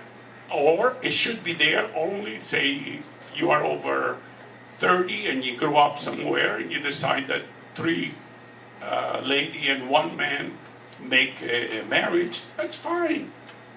You know, it's not up to me to decide. It's up to the individual involved. And as long as there are no harm to the rest of society, that's perfectly fine. Or if you want to have 3 gentlemen and one woman, I'm perfectly willing to tolerate that. Or not tolerate. So let me just test the limits of your tolerance here. How would you think about a person working within a public organization and having a particular set of religious convictions and particular moral boundaries?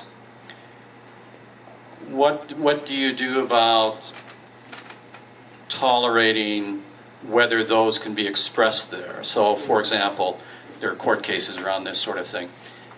You know, doctors and hospitals and abortion, pharmacists and the morning after pill, these sorts of places where conviction and seriously thought out perspectives collide with where public policy is moved. Do you make room for that? Do you find a reasonable way to accommodate that? How do you think about that?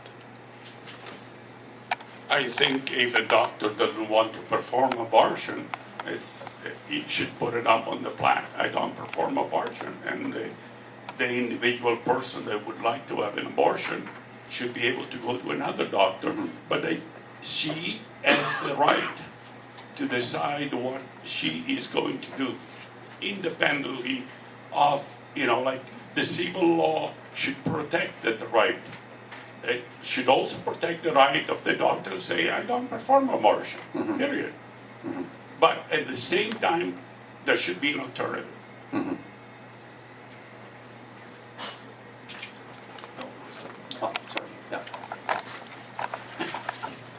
Thank you. I was going to develop that point a little bit more, so I appreciate that it was brought up. David, you asked the important question before.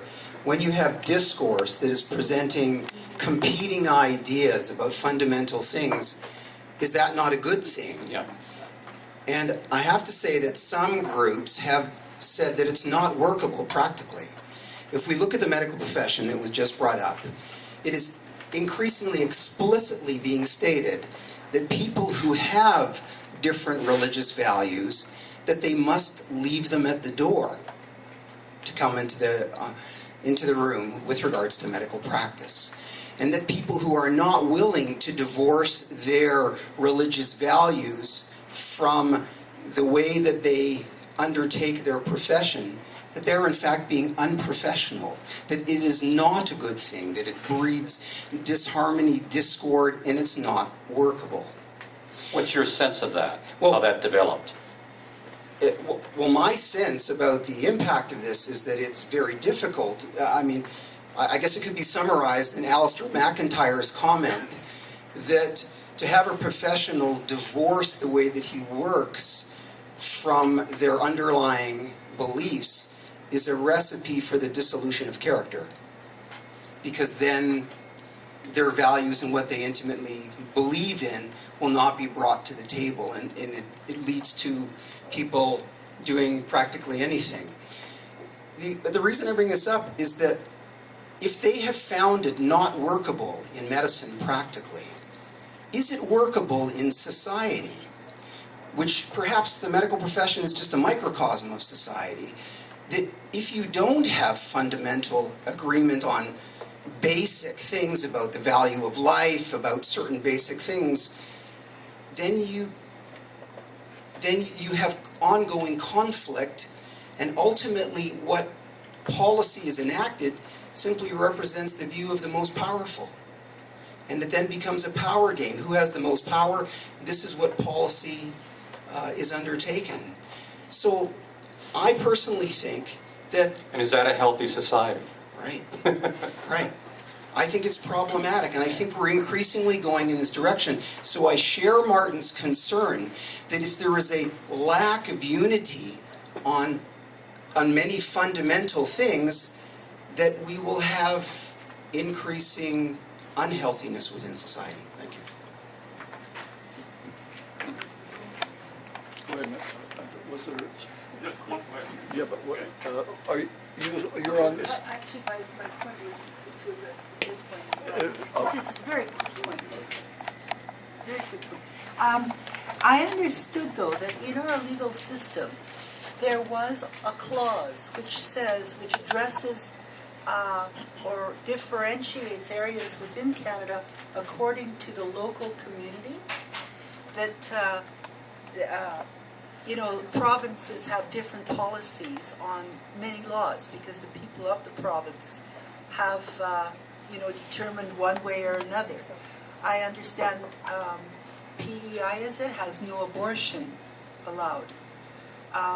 It's called provincial accommodation. Provincial accommodation. and this also occurs at the smaller community level, and then there is the country as a whole. People have more or less, we're theoretically voting in people who will follow the majority rule. Unfortunately, it's true, they're often the powerful majority rule, but nevertheless, the majority rule. So I just thought that our legal system had built-in methods to accommodate some of these problems.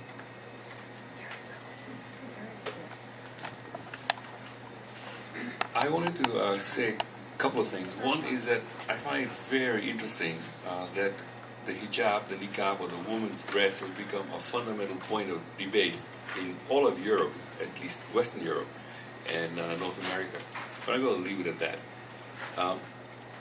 My question to you, David, is you mentioned that religion was one of the primary axis around which people of many different kinds of people can come together under one roof. Would you say Canada is also another organizing principle around which many people have come together, many different ideas come together under one roof, and have also the ability to express, to self-criticize the same concept? I don't know whether Canada will last as long as Christianity or Islam, but nonetheless. You're pessimistic about that, are you? No, I don't know. Well, I mean, Canada is amazing in that it is as pluralistic as it is, and that we have institutions which, over time, seek to accommodate a range of things. So, yeah, Canada's fine. I guess I just have one question. What we define as fundamental? Because that's a fundamental question, right? The doctor there seemed to think that, is what is fundamental, for example, is abortion. Or it could be something else. But what do we define as a society? And at which point do the secular authority takes a strong position or a marginal position on some cultural issue? That's a key. Well, we're a kind of living laboratory of this matter in Canada. And professions, like the medical profession, has been facing some of these questions for quite a long time. And the attempt to sort them out and to work through it. It's discouraging to me to hear that from our colleague here, to hear that within professions you are increasingly, as he put it, required to check some very important matters at the door, to participate in the club, to participate in the fraternity, to participate in how that particular sector of society defines its work. And Martin also, of course, made the point that that this diversity is unhealthy. So what I wonder about is, could we think of unity differently? I mean, it seems to me we think of unity sort of in ideological terms. What about if we thought of unity as a sensibility? A kind of civil stance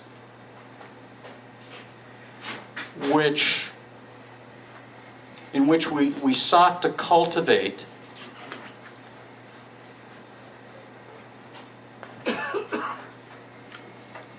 enough confidence and enough hospitality so we actually could have real difference at the table without the compulsion to resolve it.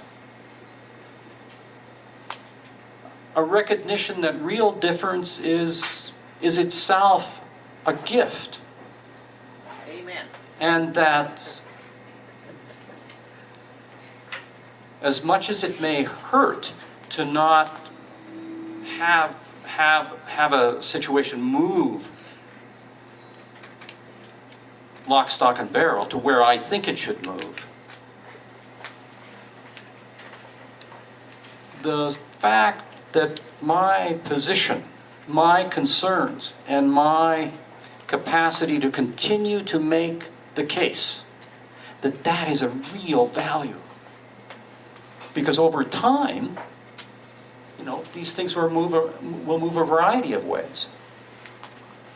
But when you come, it seems to me that when we come to the place that we deliberately cut that off, and I think do it rather quickly in many cases, that strikes me as pretty unhealthy. But what's your sense? I think you're absolutely right. And in fact, the doctor that doesn't like to perform abortion should put himself in the position of the lady that is asking for abortion. And his own beliefs and perception should be nullified by whatever the patient is asking for. Should be in nullified. other words, should be able to turn around and say, I believe in this, but this patient of mine needs what I can provide, and therefore I will ultimately go with what the patient asks for. Does it make any sense? Shada wants to speak to that as a good pharmacist. No? No, I don't think what I truly believe in, what really makes me who I am, should be nullified by anything. Because if we take away that very essence of who I am, whether I'm a physician or what, and making decisions based on just something that somebody demands, then where does that leave me? And then if we go down the line and look at all the other individuals who have to sort of really trade off or give up their real essence, I don't think I'd want to live in a society like that where people really don't have an essence to themselves. So you would want to reserve space for people's ultimate concerns. Yes, absolutely. And in this particular instance, I know it's just one that we've been going around a lot on.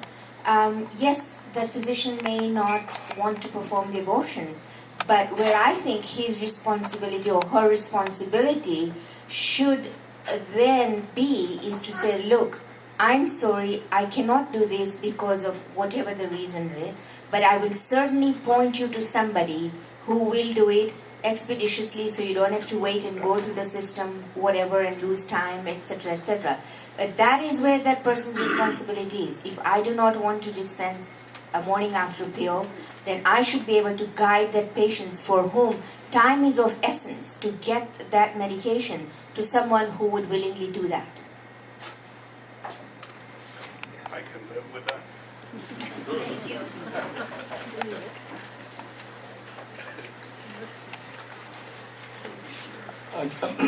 Maybe just on this topic, cases.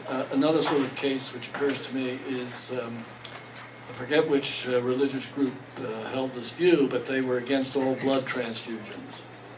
And It's the Jehovah's Witnesses. so the medical profession was confronted with cases where a child, a minor, was being denied blood transfusions because the parents wouldn't allow it.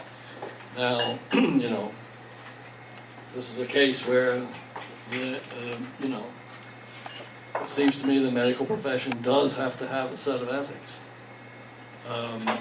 that they go by on this case. They can't afford the luxury of diversity in this particular case.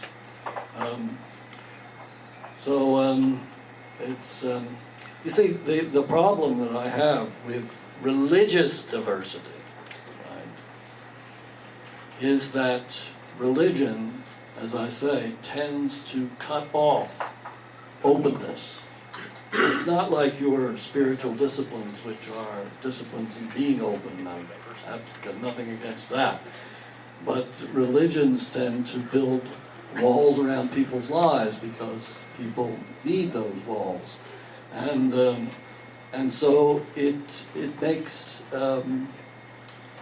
what should we say, discussion like we have here all the time, you know, useless. Because discussion depends on people coming to it with a kind of openness. They may have positions, but they're open to seeing that those positions might need modification, but they can learn things, etc., in these regards. And a lot of religion just blocks that off. That's my main objection to it. You're suggesting to me, Martin, that this is different than the philosophy department you served in for so many years? I mean, my sense is in that philosophy department, you have little cliques of people who share a method or share a theory, and the capacity for conversation, which is larger than that. I'm not saying it doesn't occur, but certainly in my experience, it's much more likely to occur in even evangelical and conservative religious communities in a more dramatic manner than it does in the fraternities that have occupied, or the fraternities of linguistic analysis anyways, or logical positivists. Where do you get the conversation there? Look, I mean, I certainly agree that academic departments can go in a very unhealthy direction like that, and I've spent my academic career fighting against that sort of thing. And you're unique. But no, I'm not unique at all. Oh, I mean, you're so unique. And you know, in the department of the university, it's not perfect, but I mean, all sorts of different views get expressed and argued when we have our philosophy colloquia, I can tell you that. And in religious communities, all sorts of perspectives get argued and debated over and over again. The reason you don't think so is that you haven't been in them. What you take as religious debate is Robertson versus Christopher Hitchens. It's lousy atheism and it's lousy religion. So religious communities, not all of them, but many religious communities are communities of interpretation. They're communities of interpretation.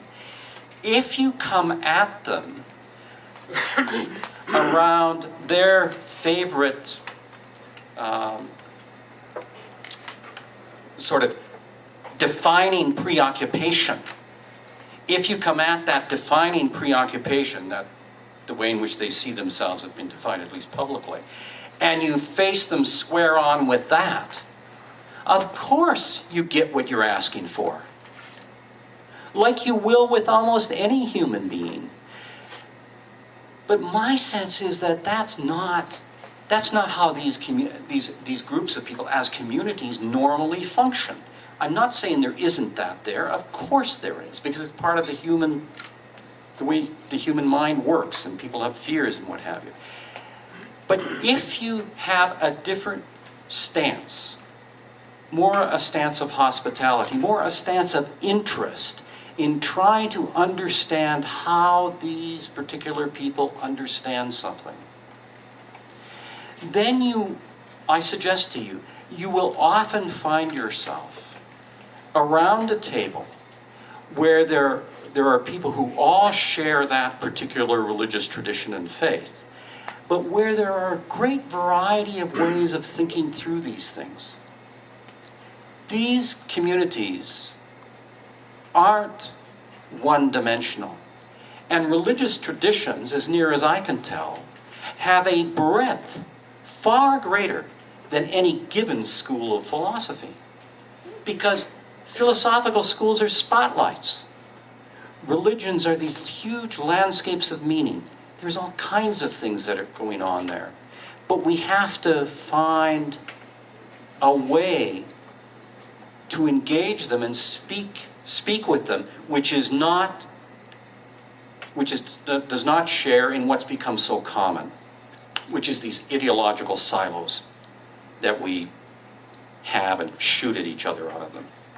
So that's why I raised this question about unity, and my sense that if we could think of unity in ways that are different than the way in which it has been thought about really since the Enlightenment. It's sort of bounded by ideology. What about if we began to think of unity, particularly when we live in such a pluralistic place, to cultivate a civil stance which is willing to live with difference? I think we're going to have to call a halt here. We've already exceeded our deadline of 3:30. And I want to thank you all for coming, but before you leave, I want everybody to give a hand to David.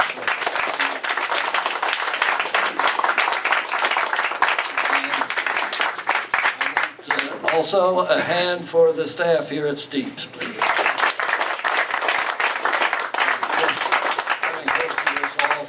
And they've agreed to host us in the winter as well.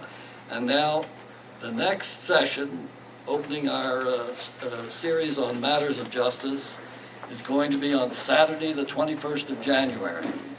And we've got a little title for this session. It's taken from Tina Turner. It's a great philosopher, by the way. It's "What's Justice Got to Do with It?" And the animateur will be Don Carmichael. Okay, see you on the 21st of January. I have one other thing I wanted to mention. I usually try to do a kind of Ronning Center party during the holiday season here. So I've decided that will be this coming Friday at my home from 3 to 7 or until the Irish whiskey is drunk. And I'd like to invite you. But I would kind of like to know if you can come. So if you would send me an email or give me a phone call, then I'll be able to see that there's enough food. But it would be lovely to see all of you or whoever would like to come. I live in Old Strathcona, 9648 84th Avenue, 9648 84th Avenue. And the Ronning Center material usually has our contact details on it. Good, so thanks. Lovely to chat with you.